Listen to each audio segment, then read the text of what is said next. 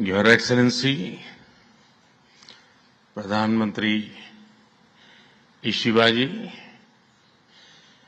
भारत और जापान के business leaders, देवी और सज्जनों, नमस्कार। कोनिचिवा। मैं आज सुबह ही टोक्यो पहुंचा हूं। मुझे बहुत खुशी है कि मेरी यात्रा की शुरुआत बिजनेस जगत के दिग्गजों के साथ हो रही है और उसमें से आपसे बहुत लोग हैं जिनसे मेरा व्यक्तिगत परिचय रहा है। जब मैं गुजरात में था तब भी और गुजरात से दिल्ली आया तो तब भी आप में से कई लोगों से बहुत ही निकट परिचय मेरा रहा है और मुझे खुशी है कि आज सबसे मुझे मिलने का अवसर मिला है। मैं प्रधानमंत्री इशिबा का विशेष रूप से आभार व्यक्त करता हूं कि वे इस फोरम से जुड़े हैं। उनके बहुमूल्य वक्तव्य के लिए मैं उनका अभिनंदन करता हूं। साथियों, भारत की विकास यात्रा में जापान हमेशा एक अहम पार्टनर रहा है। मेट्रो से लेकर मैन्युफैक्चरिंग तक, सेमीकंडक्टर से लेकर स्टार्टअप्स तक, हर क्षेत्र में हमारी साझेदारी आपसी विश्वास का प्रतीक बनी है।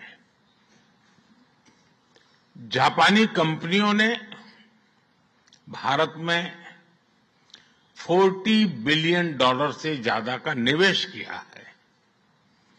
मात्र पिछले 2 वर्षों में $13 बिलियन का प्राइवेट इन्वेस्टमेंट हुआ है। JBIC कहता है कि भारत सबसे प्रॉमिसिंग डेस्टिनेशन है। जेट्रो बताता है कि 80% कंपनियां भारत में एक्सपांड करना चाहती है और 75% ऑलरेडी मुनाफे में है। यानी in India capital does not just grow, it multiplies. साथियों, पिछले 11 वर्षों में भारत के अभूतपूर्व ट्रांसफॉर्मेशन से आप सब भली भांति परिचित है। आज भारत में पॉलिटिकल स्टेबिलिटी है, इकोनॉमिक स्टेबिलिटी है, पॉलिसी में पारदर्शिता है, प्रिडिक्टिबिलिटी है। आज भारत विश्व की सबसे तेज ग्रो करने वाली मेजर इकोनॉमी है और बहुत जल्द विश्व की तीसरी सबसे बड़ी इकोनॉमी बनने जा रहा है। वैश्विक ग्रोथ में भारत 18% योगदान दे रहा है। भारत की कैपिटल मार्केट्स में अच्छे रिटर्न्स मिल रहे हैं। एक मजबूत बैंकिंग सेक्टर भी है। लो इन्फ्लेशन और लो इंटरेस्ट रेट्स, करीब $700 बिलियन के फॉरेक्स रिजर्व है। साथियों, इस बदलाव के पीछे हमारी रिफॉर्म, परफॉर्म और ट्रांसफॉर्म की अप्रोच है। 2017 में हमने वन नेशन वन टैक्स की शुरुआत की थी। अब इसमें नए और बड़े रिफॉर्म लाने पर काम चल रहा है। कुछ हफ्ते पहले हमारी संसद ने नए और सिंप्लीफाइड इनकम टैक्स कोड को भी मंजूरी दी है। हमारे रिफॉर्म्स केवल टैक्स प्रणाली तक सीमित नहीं है। हमने ईज ऑफ डूइंग बिजनेस पर बल दिया है। बिजनेस के लिए सिंगल डिजिटल विंडो अप्रूवल की व्यवस्था की है। हमने 45,000 कंप्लायंसेस रेशनलाइज किए हैं। इस प्रक्रिया को गति देने के लिए डीरेगुलेशन पर एक उच्च स्तरीय कमेटी बनाई गई है। डिफेंस और स्पेस जैसे सेंसिटिव क्षेत्रों को प्राइवेट सेक्टर के लिए खोल दिया गया है। अब हम न्यूक्लियर एनर्जी सेक्टर को भी खोल रहे हैं।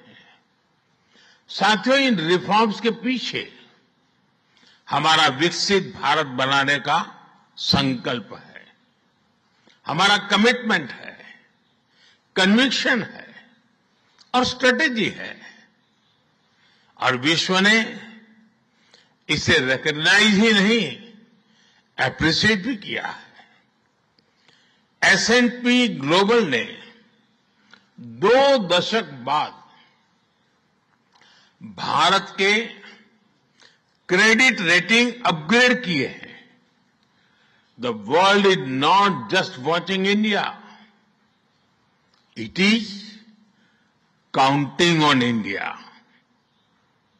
साथियों, अभी भारत जापान बिजनेस फोरम की रिपोर्ट प्रस्तुत की गई। कंपनियों के बीच हुई बिजनेस डील्स, इसका बड़ा विस्तार से वर्णन दिया गया। इस प्रगति के लिए मैं आप सभी का बहुत बहुत अभिनंदन करता हूं।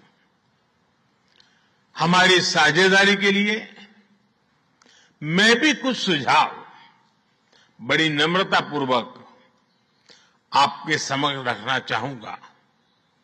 पहला है मैन्युफैक्चरिंग। ऑटो सेक्टर में हमारी भागीदारी बेहद सफल रही है और अभी प्रधानमंत्री जी ने इसका विस्तार से वर्णन किया। हम साथ मिलकर वही magic batteries, robotics, semiconductor, ship building और न्यूक्लियर एनर्जी में भी दोहरा सकते हैं। साथ मिलकर हम ग्लोबल साउथ, विशेषकर अफ्रीका के विकास में अहम योगदान दे सकते हैं। मैं आप सबसे आग्रह करता हूं, कम मेक इन इंडिया,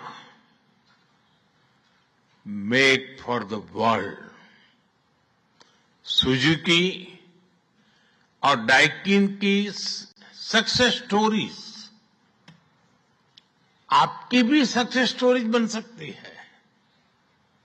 दूसरा है टेक्नोलॉजी और innovation. Japan tech power house है और भारत एक टैलेंट पावर हाउस है।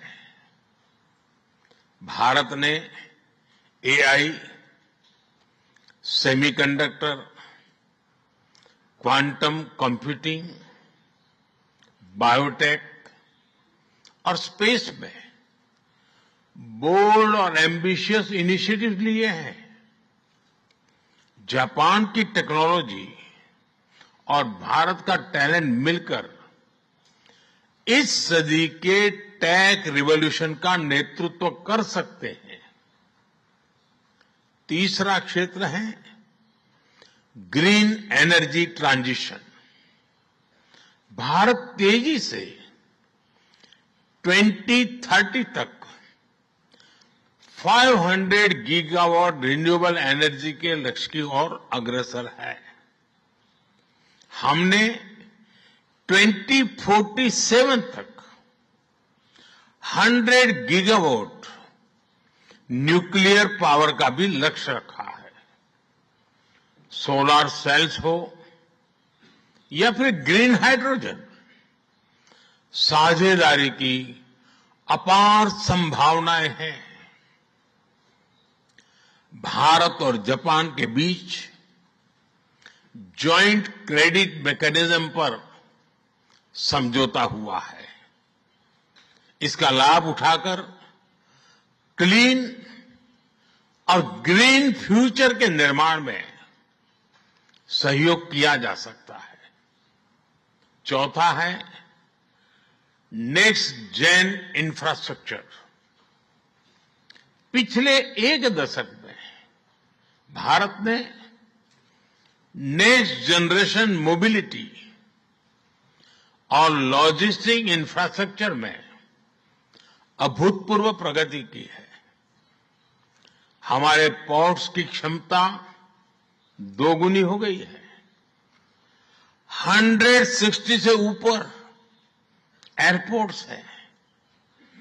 1000 किलोमीटर लंबी मेट्रो लाइन बनी है।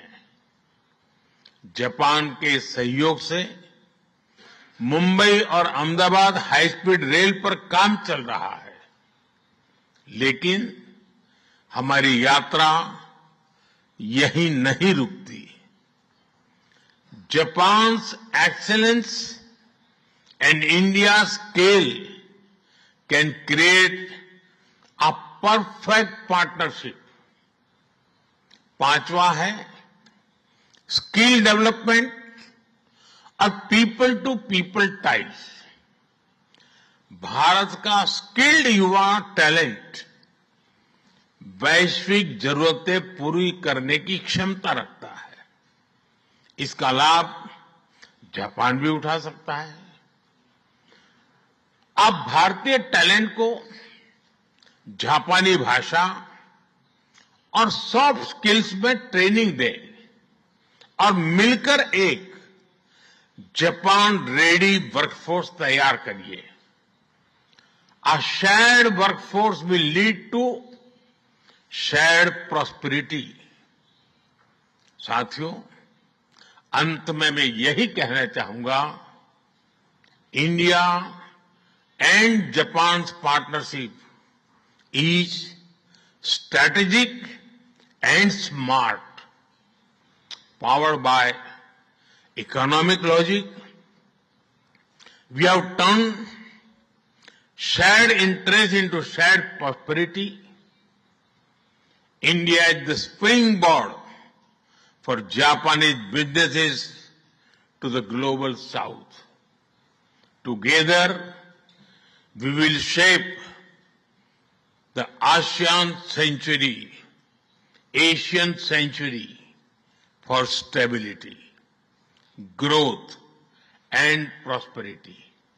इन्हीं शब्दों के साथ मैं प्रधानमंत्री इशिबा जी और आप सभी का आभार प्रकट करता हूं। अरिगातो गोजाइमास। बहुत बहुत धन्यवाद।